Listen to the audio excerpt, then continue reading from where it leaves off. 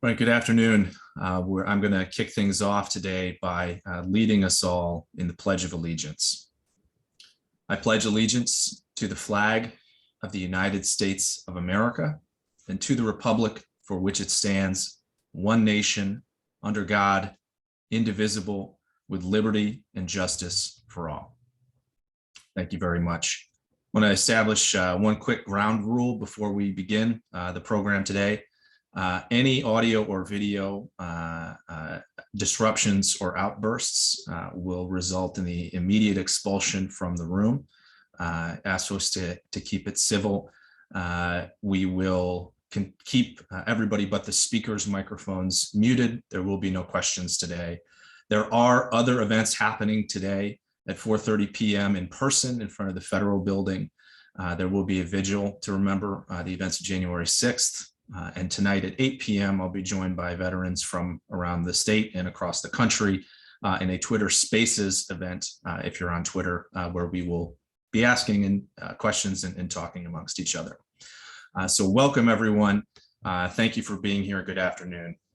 We're gathered here on a solemn occasion to remember a dark day in our history that occurred exactly 1 year ago. On January 6, 2021, a violent mob stormed the United States Capitol building in an attempt to disrupt the peaceful transition of presidential power and forcibly alter the results of the 2020 election. In the aftermath, 5 individuals were killed and 4 more police officers lost their lives. Thanks to the quick work of law enforcement, greater destruction and death were avoided as police were able to seize pipe bombs and firearms that were planted near government buildings. Members of Congress, their staffs, and those who work in the Capitol building, Democrat and Republican alike, were forced into hiding. The seat of our federal government was vandalized and desecrated, and for the first time in the history of our country, the flag of the Confederacy was paraded through the halls of the Capitol of the United States of America. Whether we like it or not, this cowardly episode is part of our national story now. We cannot change it. We should not hide from it.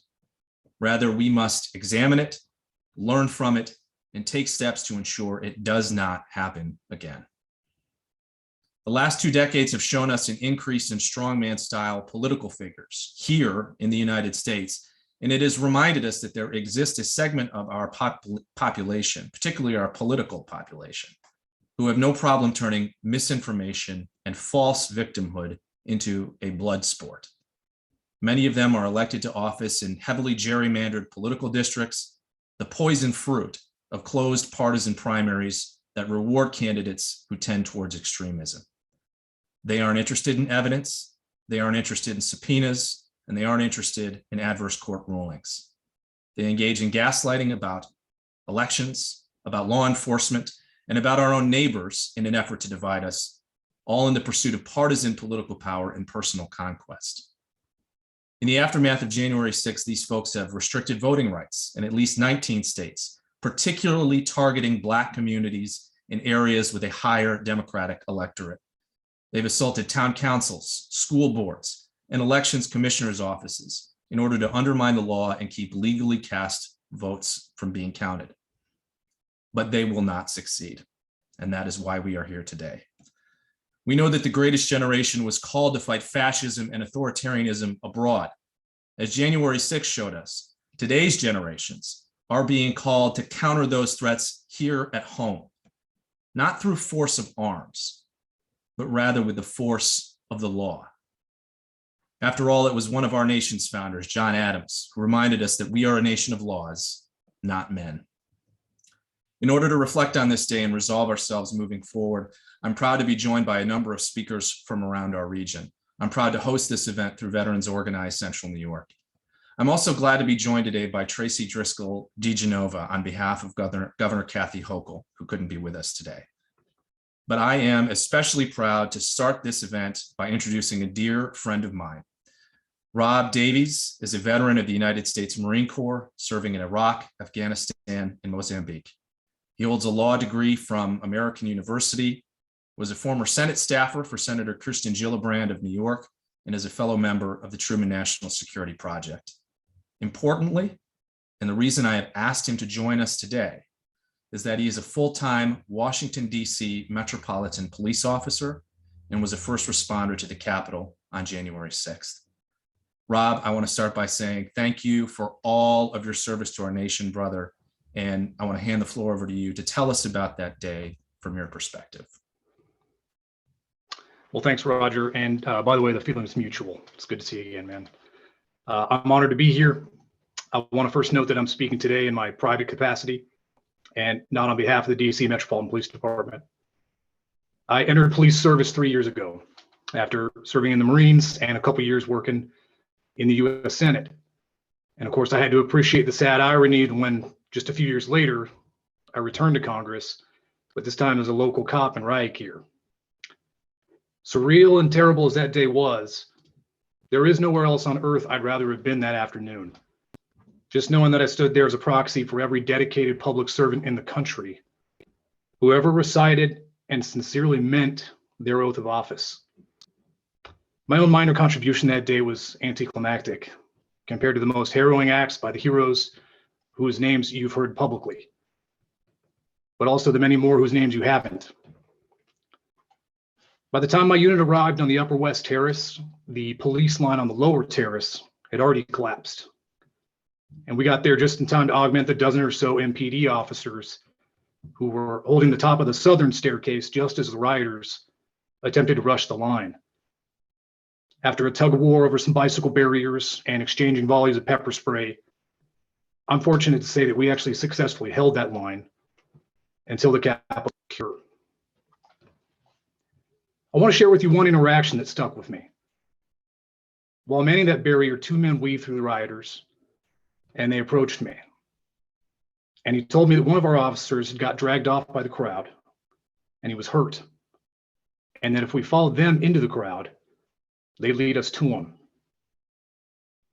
Now, naturally, my colleagues and I were suspicious of that claim. And at this point, how could we take any of these people on good faith? We hadn't heard any radio transmissions about it and certainly didn't see any officers get dragged off. We concluded that this was a ruse to ambush us, or at least thin out our line at the barrier. So we ignored them, and they gave up and disappeared back into the crowd. About 10 minutes later, 50 yards down the staircase, still packed shoulder to shoulder with rioters, there was commotion at a door leading underneath the inauguration stage. It was those same men again. And around their shoulders was an MPD officer. We opened the barrier and officers pierced through the crowd and we retrieved our colleague. So as it turns out, they were telling the truth. And only later would we come to learn that not just one, but many officers got isolated from our lines and dragged off by the mob. In not believing them, I couldn't help but feel like I'd allowed this ugly cult to reduce me to their level. Cynical and suspicious of my own countrymen, incapable of discerning the sincere from the sinister. Though misguided and even criminal for participating in the riot, those strangers performed an act of decency among a mob that was mostly bankrupt of decency. The attack on our Capitol was an attack on all Americans, from the traumatized congressional members and staff who had to evacuate or barricade in their offices, to the journalists targeted in the crowd, and to the viewers at home watching helplessly. But the attack was most viscerally borne by the officers themselves. Broken bones, heart attacks, a severed finger, stab wounds, traumatic brain injuries, a fatal stroke, subsequent suicides. At least 140 officers were injured, but those are just the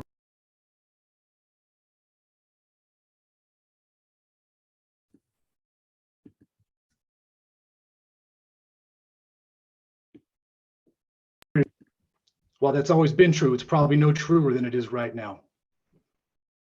Across the country, over 60,000 police officers were assaulted in 2020, the most recent year calculated by the FBI.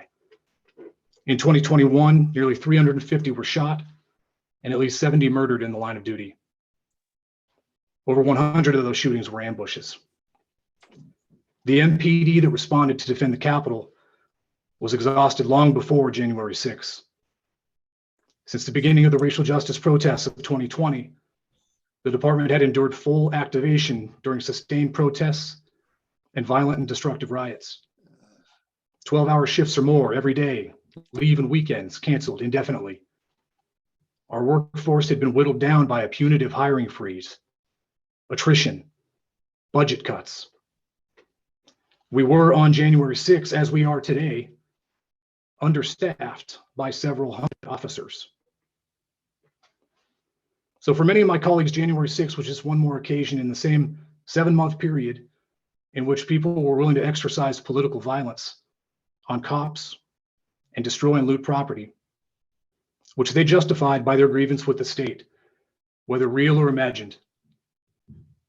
The difference being on January 6th was, of course, the grander stage, the higher stakes, the intensity of violence, and the ultimate irony that many of those committing the violence wore Blue Lives Matter t-shirts, and that some were even current or former cops themselves. What haunts me a year later is that a critical mass of our fellow citizens still haven't learned from January 6th. A Washington Post poll that I read just this week suggests that 1 in 3 Americans believe it's justified to commit anti-government violence. And that's a belief held by 40% of Republicans and 1 in 4 Democrats. My hope is that going forward, we can work collectively to strengthen our democratic institutions and insulate from politicization those meant to be apolitical, like policing. And to that end, I am heartened by the House January 6th Committee's efforts, as well as the relentless campaign of the Department of Justice to hold accountable the day's worst offenders. But one more lesson from January 6th is that we do need good cops. And as demonstrated that day, good cops can quite literally help preserve our democracy. And I don't just mean by protecting a building. Police are perhaps the most tangible physical embodiment of government. And good cops can help restore public confidence in government. Whatever your role in society, be it public or private, let's internalize the lessons of January 6th and recommit ourselves to this democratic project so that nothing like this happens again. Thank you. Thank you so much, Rob. Appreciate your words, brother. I love you. Take care of yourself. And the next couple round of beers are on me. Next, I'm honored to introduce my state senator, Rachel May, who serves us in Albany as chair of the Committee on Aging and chair of the Legislative Commission on Rural Resources. Deeper than that, and for her whole life, she's been a champion for justice and civil rights. Senator, thank you for joining us. Thank you, Roger, and thanks to everybody for being here. Amanda Gorman wrote an amazing poem for the new year that includes the lines, "We remember, not just for the sake of yesterday, but to take on tomorrow." I am grateful to all of you and to Americans far and wide who are taking time today to remember so we can take on tomorrow. I wouldn't do what I do if I were not at heart an optimist and a fervent patriot. I believe this country has not just the spirit, but the structure to heal, to recover, to come out of this crisis stronger, more whole, more committed to democracy. But that structure, our Constitution, our laws, our conventions that allow us to hold elections and believe in their outcomes, they depend on us. They depend on each of us to uphold them and to hold them precious. Here in New York, we've done a lot in recent years to strengthen our election system, and we will continue to do so. And I can see in McConnell's eyes and the tone of his voice a determination and resignation. We've got to get this done. Whoop. Okay. I just signed on to a bill to name January 6th Democracy Day in New York State. But we've done a lot of much more substantive work. We had 3 really important ballot proposals this year that were defeated by a cynical, well-funded campaign against them. We'll be putting them back on the ballot, and we're going to need your help to get the message out that no excuse absentee voting and same-day registration are good for democracy. I want to see us consolidate our elections so as to boost turnout and assure that our elections reflect the will of the people and not just the wishes of a few. And I will keep working to lower the barriers to getting on the ballot so that more and more diverse and non-traditional candidates feel welcome to run for office. I've been listening to the audio version of Jamie Raskin's new book, which is a memoir of the insurrection. And he says, democracy demands that we all work together to take care of our common inheritance. The nastiness, the viciousness, the violence that has a grip on our public discourse makes it hard to run for office, to keep on doing this work every day. And that's the point. The point is to hound out of office the people who have good hearts and compassion, to turn voters off from government, to sap away the radical patriotic optimism that keeps us showing up month after month, year after year, to vote, to voice our opinions, to exhort our neighbors and friends to pay attention, and to run for office. And that's why we need each other more than ever. We need to hold each other up to the light, to remind each other why and for whom we fight. We cannot let the domestic terrorists win. We cannot let rage be the defining force in our democracy. We have to meet it with relentless optimism. People in other countries have an image of Americans. I've traveled a lot and I've encountered this many times. And our optimism is a big part of that image that they have of us. They think we're naive. They think we have an unearned swagger and sense of self-worth. But they also envy the way we are always looking past the horizon and trying to make things better. I'm not willing to give that up. Even if 1 billion international bots are programmed to make us lose faith, even if the big money and big media are arrayed against us, I'm with the side that is determined to make this system better, to form that more perfect union, which is to say, I am an American patriot, and I'm proud to be here with all of you. Thank you. Thank you so much, Senator. I love that. Thank you for making us feel a little bit better on this day of deep reflection. Next, I just want to give a shout out to one of our local state assembly members, Pamela Hunter, who can't be here because I think it's the second day of a new legislative session in Albany, and she is hard at work. I just want to note that Pam is right now the only woman veteran serving in Albany. As such, she obviously chairs the subcommittee on women veterans. And she has been a staunch defender of liberty and justice for all, as we've noted on today. And I want to thank Pam for her service to our community, to our state, and to our country. So next up, I have the privilege of introducing another good friend, Onondaga County Democratic Elections Commissioner Dustin Zarni. Dustin is a graduate of Skaneateles High School and Onondaga Community College. He's held this position as elections commissioner since 2013 and is recognized both nationally and statewide as an expert defender of voting rights, and has probably forgotten more about voting than most people have ever known. So Commissioner, thank you for joining us, and the floor is yours. Thank you, Roger. And luckily, everything I've forgotten about voting is no longer relevant since all the election laws have changed so much over the last few years.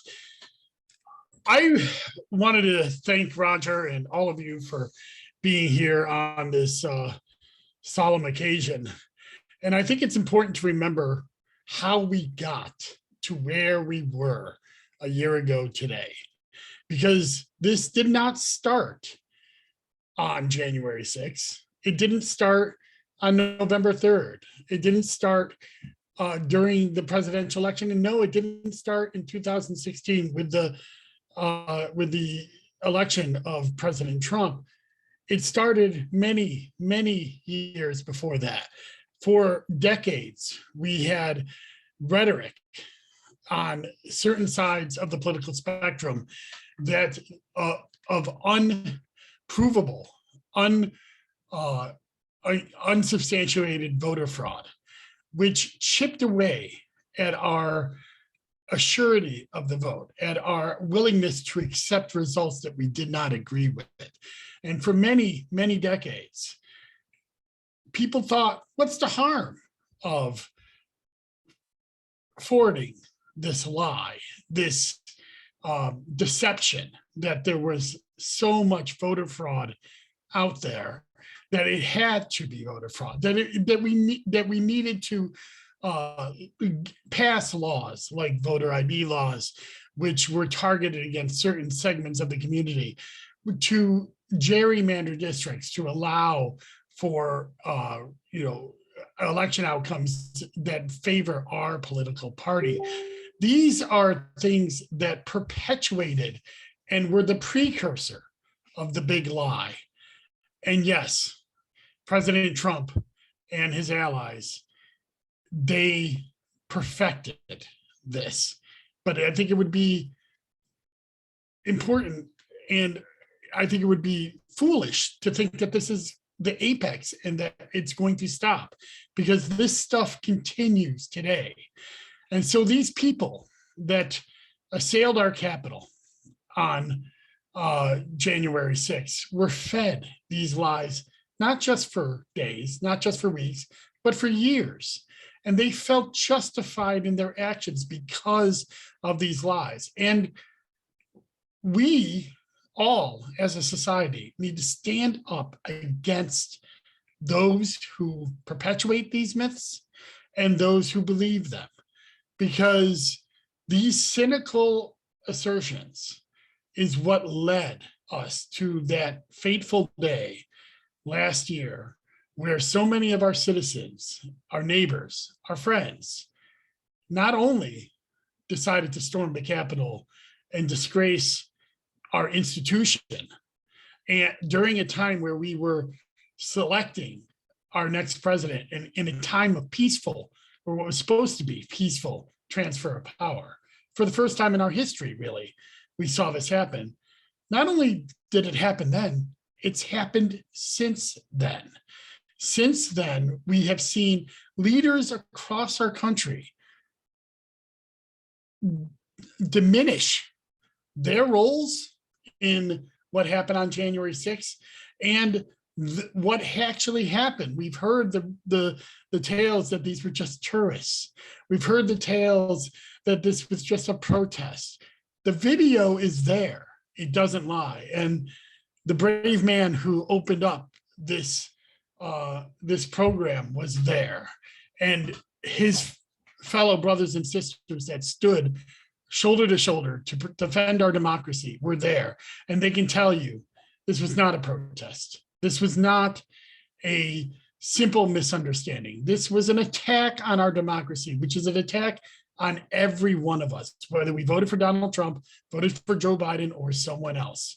Because if we can't have an assurity of results, if we can't have a peaceful transfer of power, even when we disagree with the outcomes, then we lose not just our democracy, not just our countries, but we lose ourselves, because we cannot stand and have a civil society and agree to disagree and agree that others can lead if we don't vote for them. Then we will lose our very core of who we are as Americans. And that is why I hope that we will find our way over the next few years, decades. It took a long time to get into the place that we're in. So it's important that we remember that this assault on our Capitol was born from the myth of voter fraud, and really born from the discrimination that those who we do not agree with are allowed to rule us if they win more votes. And that is why we must stand up for election reform here in New York State and at the federal level. We must protect those who can't protect themselves. We must pass laws that do not restrict our vote, but actually expand the franchise and make sure that we're giving everyone a chance to get to the ballot and cast the vote they want, and then that we must fight against any assertion that the winner of the election should not be listened to, should not be followed, should not be installed, just because we don't agree with the election outcome. So that is what I would hope to impart to you today. I want to thank Roger and everyone on this call. And I really pray for our democracy every day. And I know I'll fight for it in the ways that I can. And I urge all of you to do so as well. Thank you. Thank you, Dustin. And I got to commend you and your Republican counterpart, Commissioner Sardo, for how you run the elections process. I tell a lot of my friends who are who doubt the validity of elections to participate in the elections process as ballot counters, as volunteers, as observers, because it isn't like there is some secret. You can participate in the process, and you and Michelle make that very easy here in Onondaga County. And we thank you for that. We thank you for the confidence you inspire in our elections and that you've inspired for the last 9 years now. Our next speaker is Fulton City Councilor Dan Farfeglia. Dan was elected to the Fulton City Council in November after previously serving the area on the Oswego County Legislature. A lifelong advocate for those thriving with disabilities, Dan's day job is with the New York State Office of People with Developmental Disabilities. Councilor, thank you for joining us. Thank you, Roger, for that intro, and thank you for putting this event together. Can everybody hear me okay? All right, before I begin with what I want to say, if Democrats had the ability to rig elections, then Jim Jordan and Mitch McConnell would no longer be holding office right now. They would be the first on the list to go. So anyhow, a year ago today, I was mortified by what was happening at our nation's capital. In addition to all of the violence against the Capitol Police Force, what upset me was the extreme disrespect displayed toward our democracy and the intentional disruption of certifying the presidential election results. The American flag was under attack on that day. The symbol of our nation has always had special meaning to me and my family. Let me give you some examples. A few years ago, I connected with a local veterans group, and together we raised thousands of dollars to purchase American flags for 8 Oswego County school districts that needed them. A few months later, I had the honor of speaking at a naturalization ceremony and then watching the newest Americans proudly take their oath of office. All of them were holding American flags in their hands on their special day. To them, it was a symbol of pride, hope, and so much more. Last May, my son helped put flags at the graves of veterans right here in Fulton, just in time for Memorial Day. On January 6th of last year, I watched in horror as rioters were beating police officers with a pole containing the American flag. The worst offense of all was when I saw the insurrectionists remove the American flag from the Capitol building and replace it with a Trump flag. That moment defines that whole incident. It said it all. I am very grateful for the Congressional Bipartisan January 6th Committee chaired by Benny Thompson and Liz Cheney, and for going above and beyond in their duties. Now, in my opinion, presidents are supposed to be leaders that can accept the decisions of the American people, proceed with a peaceful transition in our republic, and in the end, inspire us and bring out the best in all of us, not the worst. Our flag is precious. I hope that what happened a year ago today never happens again. Thank you. Thank you so much, Councilor. And thank you for joining us all the way from Fulton, which holds a special place in my heart always. Our next 3 speakers at this event are all candidates for Congress in what is currently New York's 24th Congressional District. The first is Francis Canole. Francis is a native of Central New York, Naval Academy graduate, a fellow Navy veteran, and an Iraq War veteran. He has served as the Syracuse City Democratic Chair, and this is his second run for federal office. Francis, thanks for joining us. Thank you, Roger. And I want to begin first by thanking Roger for bringing us together for this event. This is a wonderful turnout. Fellow veterans and candidates, Senator May, Elections Commissioner Dustin, Zarni, Councilor Farfeglia, Yusuf, Abdul, Qadir, great to see you. My profound gratitude to Officer Davies.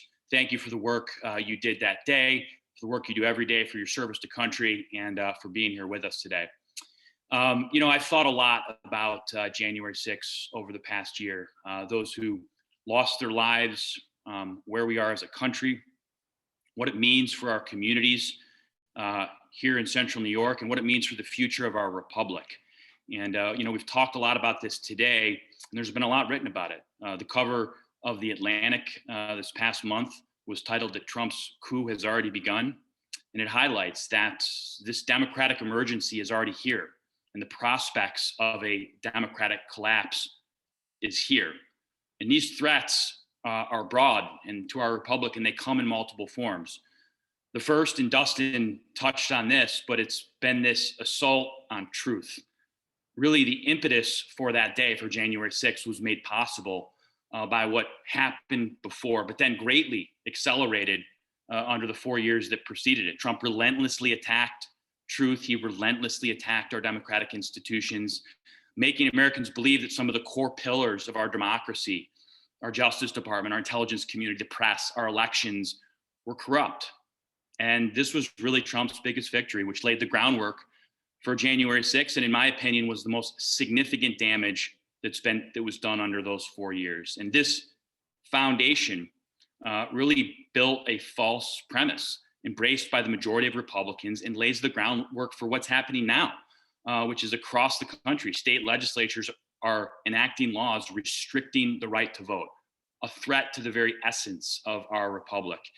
And then finally, you know, there's a very real risk of another, but even worse, January 6th. Domestic violence, we know, is on the rise, and recently released data shows that a growing number of Americans are now saying that violence against the government is justified. So I am extremely concerned about the path we're on and the future of our democracy. And so much of this is about protecting our democracy and our Constitution. It's a Constitution I took an oath to support and defend 6 times.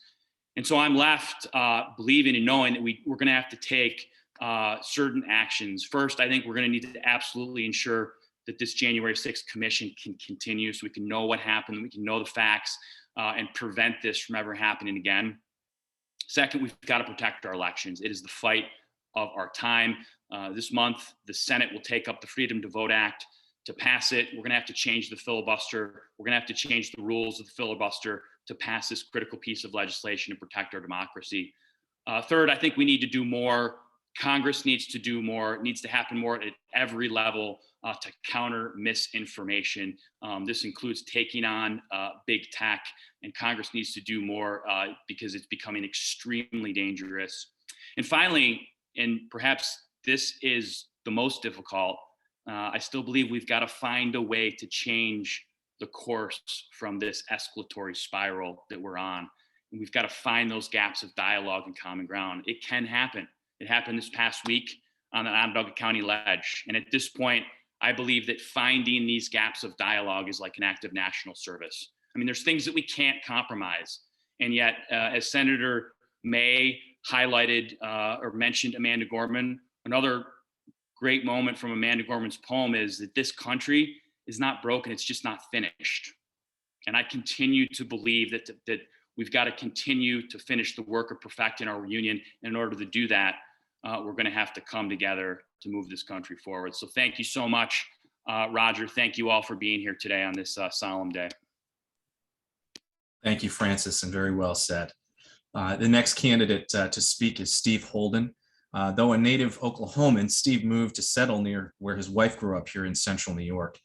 He's a veteran of the United States Army, serving multiple tours in both Iraq and Afghanistan. And I'd personally note.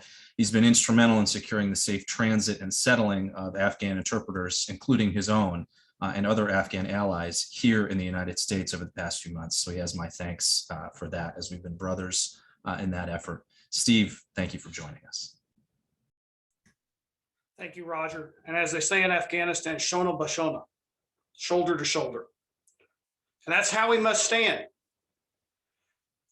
You know, the problems with that led up to January 6th have been going on for much longer, and Dustin touched on it, for much longer than I think any of us in this country would want to realize. As Roger stated, I wasn't born here. I was born in Oklahoma. I'd like to hearken back to April 16th, 1995, when the Murrah building in Oklahoma City was blown up. 121 lives lost. At that point, the largest act of domestic terrorism, the largest act of terrorism on U.S. soil before 9/11. That was done by the same people with the same mentality and ideology. Misinformation, mistrust of the government, and the belief that certain groups of people are inherently better than other groups of people. I too want to highlight the part that Fran talked about there with Amanda Gorman's speech, because we are unfinished. People ask why I run. That's one of the biggest reasons why. It's because I want to help us create a more perfect union. And here in Central New York, we have a proud history of standing up for voting rights. Look no further than Seneca Falls and the epicenter of the women's suffrage movement. But the fight is not just a Central New York one, it's a national one. My children live in Georgia, in the Atlanta area. My son, my daughter, my daughter-in-law, and my grandson. What's happening in Georgia to ramp back voting is sinister. In 2018, they looked to disenfranchise Native American votes in North Dakota. Why? Because they did not value their franchise as well. And I also took an oath. I took the same oath. And part of that oath is to defend the Constitution from all enemies, foreign and domestic. And right now, our intelligence services, the Pentagon, all state that we have a much larger threat from right-wing domestic terrorism. The same groups who carried out January 6th. The same types of groups that blew up the Murrah building. And the same ones who are assaulting police officers, law enforcement officers, and public officials across this country. I do not want to see that type of violence that I saw overseas brought here and home. It's sinister. So we have to stand together. We have to stand up for what's right. And it's not just protecting voting rights. We have to protect our courts, because everything we will fight for when it comes to voting and the right of suffrage, the people have bled for, people like the late Congressman John Lewis there on the Edmund Pettus Bridge in Selma, Alabama. All of that go to naught if we do not reorganize our courts, because they will look to steal it there. That's the long game. That's what they've looked to do for 40, 50 years. Since the founder of the Heritage Foundation, Paul Weyrich, said that less people voting is a good thing, and that's their view. So we all need to come together, whether it's getting involved in your democracy, however it is, beyond voting, going out, being civic-minded, and trying to find those areas where we can shake our hands across the aisle. I know I do it with my family back in Oklahoma on a daily basis. So I want to thank you, Roger, for being here. I know some of us have some other events we're going to today to also commemorate this. So I thank you. I want to thank every one of you here. I want to thank the courage of Rob, of what you did there on January 6th, and find out what all happened there. So thank you. And, everybody keep up the good fight. Thanks, Roger. Thank you, Steve. Take good care, brother. The next candidate, our final candidate and penultimate speaker, is Sarah Clee Hood. Sarah is a Central New York native and an elected official serving on the DeWitt Town Board. She is a veteran of the United States Air Force and serves as a leader in clean technology and economic development at the Tech Garden and Center State CEO. Most importantly, Sarah is a fellow working parent as a mom of 2 young girls. Sarah, thanks so much for joining us.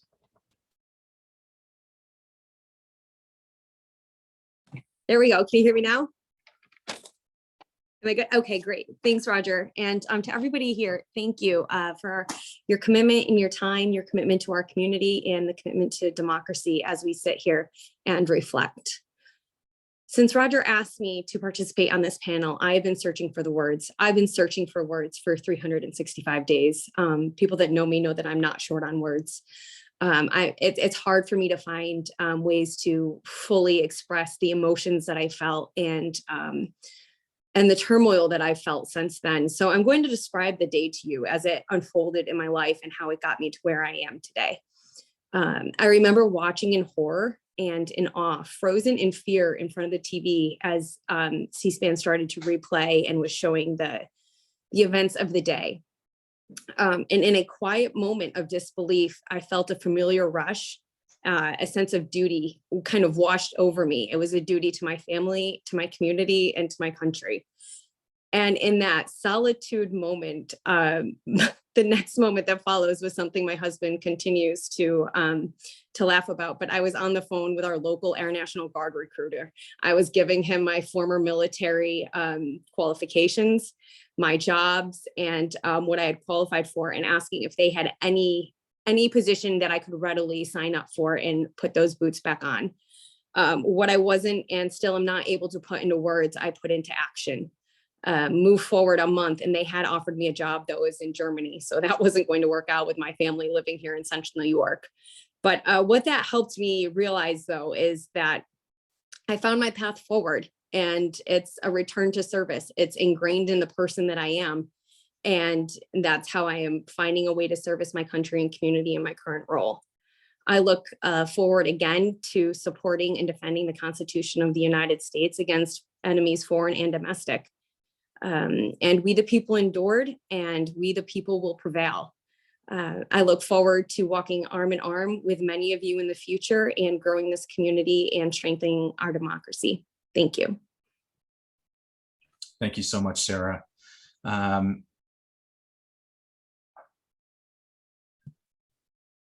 All right, I'm back. Our final speaker is someone I look up to a great deal. Let me just double check that you can all hear me. Give me a thumbs up. Diane Dwyer is nodding, which means I'm good to go. Okay. Our final speaker, like I said, is somebody I look up to a great deal. Just one of the finest leaders for justice and civil rights in the nation. Yusuf Abdul Qadir is the most recent former director of the Central New York chapter of the New York Civil Liberties Union. He stood on the front lines against white supremacy, anti-Black violence, and racism in government policy. I look up to Yusuf every day, 365 days a year, and will continue to do so as long as I'm alive. And I'm honored that he's joined us today. Yusuf, man, take it away. Thank you, Roger. And don't cash that check yet. You got to wait a few weeks before it clears. I've got to put some money in the bank first. Thank you very much for that introduction. And really, it is an honor to be back virtually, as it were, with my former Central New York community, who I have deep love and appreciation for. I think it's important for us, for our analysis of this issue that happened on January 6th, to be more critical. I think indeed, watching on January 6th, it was awesome, not in the sense of amazing, awesome, but in the traditional etymological definition of the term of being in absolute utter awe and surprise. except I wasn't surprised. I wasn't surprised because anyone who had followed the election knew that this was a natural next progression. I wasn't surprised because anyone who studied and analyzed the rhetoric of Donald Trump and the Republican Party for the 2020 election, for the 2016 election, for elections prior, knew that this wasn't haphazard, that there had been for decades this underlying groundswell of folks who were building, that were infiltrating. The Federal Bureau of Investigation reported infiltrating police departments and the military, and specifically white supremacists were infiltrating these institutions. That indeed in our country's history, this is not the first time that an organized mob engaged in violence in such a way that disrupted not only the proper and appropriate transfer of power, the thing that we herald and hold up to be the thing that makes us the shining city on the hill, our democratic republic, but indeed that in other parts of US history, that this has also happened. I want to remind us that on September 9th of 1868, the original 33, who were the 33 Black elected officials in Georgia, were forcibly removed from office in Georgia after the federal troops in the 1870s left at the end of the Civil War and after Reconstruction was forcibly ended. That indeed in the 1890s, December 4th, 1890, the same thing happened in South Carolina, where elected officials, specifically Black and white elected officials, were removed from power. That if you continue to go throughout American history, this is not the first time that a mob has forced people out of office, that indeed it has happened multiple times in our country's history. And the shock is that we don't recognize and acknowledge that this issue on January 6th wasn't just about the Democratic Party's ability to maintain power. It wasn't specifically about President Biden, at the time, President-elect Biden. It was actually specifically not about only voting, right, or the electoral outcome. The specific issue is whose votes mattered, right? The specific issue with Pennsylvania's votes was that Philadelphia, a largely Black city, was voting at significant numbers, that the election was won in Georgia because of the suburban communities around Atlanta, a significant Black community, that in Arizona, the Native American community and the Latinx community organized and got people to the polls. This was a fight and has always been a fight about the preservation of two types of America. An America that is a multiracial, pluralistic democracy, or America that is only by and for white people. And that is the context that January 6th was fought on. You know, I respectfully have to diverge a little bit from the respected folks who spoke here earlier today, because there's a tendency to normalize and wanting to rationalize what happened on January 6th by making this a both sides, that January 6th is one side of the spectrum and the violent uprisings because of George Floyd's public lynching was another example. That's disingenuous at its core. Because the fact of the matter is, no Black or brown or allied person who organized on and around the racial justice uprising of 2020 stormed a Capitol, the temple of democracy, and overtook it. That never happened. That happened on January 6th. And indeed, if you see today the way that they're prosecuted, the people who perpetuated the attack on January 6th, months, weeks, some a few years, the most 5 years in prison. And I'm not a person who advocates for prison. I'm a person who's deeply committed to this idea of abolition and deeply committed to this idea of radically shifting our inclination to want to imprison and incarcerate people. But as an observation, there's a diametrically opposed reality between the types of sentencing that was given and the types of sentencing requests that were given by the Department of Justice and the types of sentencing that were given to those organizers and activists. Some, in the case of the Black Lives Matter activists, 9 years in prison, 10 years in prison, for organizing not for the false narrative about an election being stolen, but organizing to uphold our collective human dignity, that our lives actually matter. Indeed, in Syracuse, there was several organizers over the years who were arrested for starting a riot because they participated in uprisings and participated in their legitimate First Amendment activity. And I say this as a person who not only was the last, the most recent, well, after me, there was another person, Osha Keaton, but before Osha, I was the most recent director of the Central New York chapter of New York Civil Liberties Union, the ACLU of New York, and my last position was a senior strategist for racial justice. I say this as a person who has defended the First Amendment and who has deep commitment to the First Amendment, that indeed I have seen multiple times as a legal and protest monitor the violation of people's First Amendment rights. There's a stark distinction, and I think we all have to put January 6th in the context of what it was. January 6th was a fight for whether or not this country would continue to be a country that aspires to ensure that everyone is created equal, that they're endowed with their creative or certain unalienable rights, that no one, including the government, can revoke from them. That is what January 6th is about. January 6th is about making sure that we continue to fight the fight as to whether or not we're going to be a white supremacist country, a country for white people, or not. And this isn't just the episode. This was the stage. This was the theatrics of it.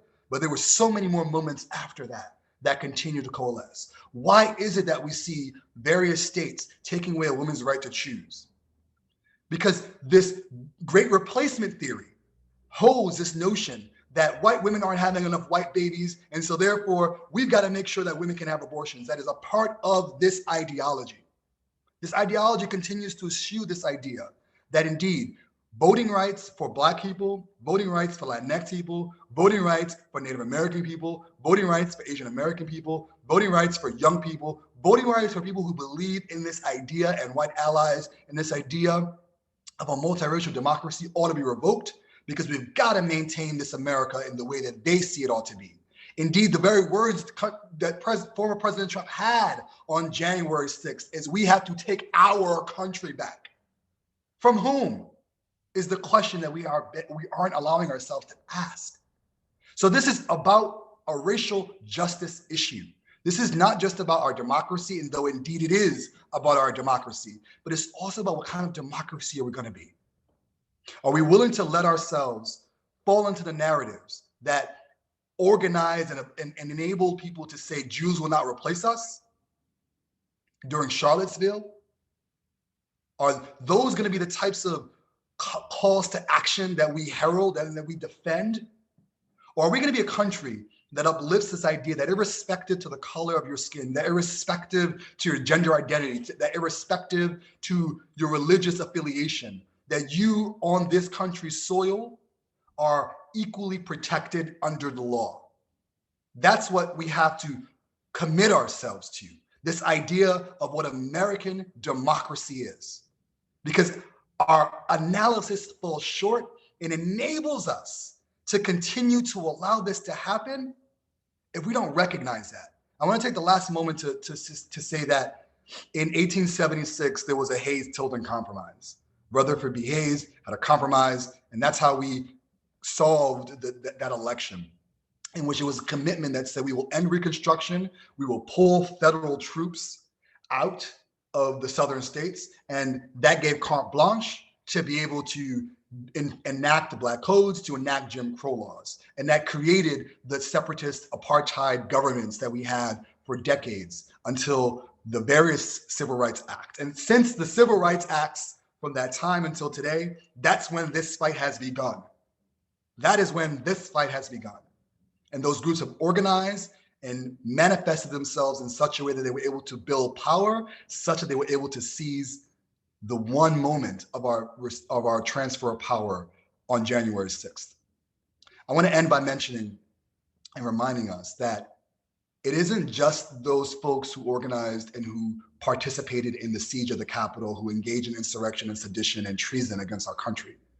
It's also the silence of those who didn't speak explicitly about what was wrong with this, that this was a racial issue. It was the silence of what happened after 1876 that enabled Jim Crow to emerge. It's the silence and the business as usual and this desire to get back to normalcy that caused us to go back to a place where the original 33 were removed from office. It is oftentimes that when white mobs overrun governments, the government goes back to normalcy and business as usual. And the problem with going back to business as usual is that we enable these things to continue to go on. The question is, will we have the courage to say no? Indeed, the former president engaged in sedition, incited a riot against the Capitol, and should be held and convicted duly because he ensured that the government would not transition. That is what he did. That is what we all saw happen. And whether or not we're gonna be bold enough to stand up to say that that is not acceptable, whether or not we're all bold enough to say that both sidesism isn't gonna save us so that we feel a sense of comfort, so that our friends and our relatives who are on the other side of the aisle feel a sense of not being attacked. We don't have that privilege. We are on the verge of whether or not we're gonna be a democracy or an authoritarian government. That is where we are today in 2022. And there has been nothing that has changed that reality. And so if you are here today, you should be here today to ensure that we will fight for our democracy because we are on the line right now. It won't just be Black folk who go. It won't just be Native American folk who go. It won't just be Latinx and Asian Americans and Muslim Americans. It won't just be those communities. As we were taught from the Holocaust, as the message was, they took the Jewish people, then they took the trade unionists, and they took the socialists, and by the time that they came for me, there was no one left. The question is gonna be, will we get to a point where we allow ourselves to be a country where there will be no one left to fight for our democracy? I wanna thank you for allowing me to speak here today, Roger. I have a tremendous amount of respect for you, and thank you for putting this important event together. We have to really recommit ourselves to our democracy, to racial justice, this idea that we are all created equal and we are endowed with certain unalienable rights from our Creator if we are going to indeed create a more perfect union. Have a good afternoon. Thank you, Yusuf, and there's a reason we let you speak last. Thanks for bringing it all home for us. I hope that all of you in attendance today have appreciated the depth of speakers that we've had from almost every level of government from the community to talk about what January 6th meant to us today, and also to my friend Rob Davies. I just want to echo what State Senator May said in closing here, which is that we cannot let them bully us out of our democratic republic. We cannot let them make us feel tired. That is what folks are counting on, that they're going to be so loud and they're going to be so in our face with lies and gaslighting that we disengage. And I know that there are a lot of folks who are tired of having to combat that after 4 years of a presidential administration that engaged on that on the daily, but we cannot let them do that. This is the struggle of our time. It isn't taking place in Europe. It isn't taking place someplace else, fought by people in uniforms. It is going to take place here. Sometimes it's going to be uncomfortable. Sometimes it's going to be tiring. But at the end of the day, we all have to band together and unite and do as Yusuf said, which is save our multiracial democratic republic from the peril that it's in today. So again, I want to thank all of our speakers today. Thank you, attendees who took time out of your busy schedules to be with us to honor this page in our nation's future history books. And a special thank you to the members of the local press who are here in attendance, who have been threatened and attacked and maligned and diminished over the last 4 to 5 years. We don't give you all enough credit for the amount of work that you do, the territory that you cover today, and the small amount of pay that you accept to do all of this. As we move forward, let us take the actions outlined by our speakers, continue to press the Senate to pass things like the Freedom to Vote Act and restore the Voting Rights Act, and go in peace to defend our democratic institutions.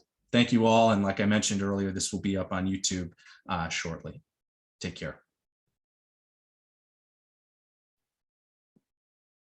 Thank you, Roger.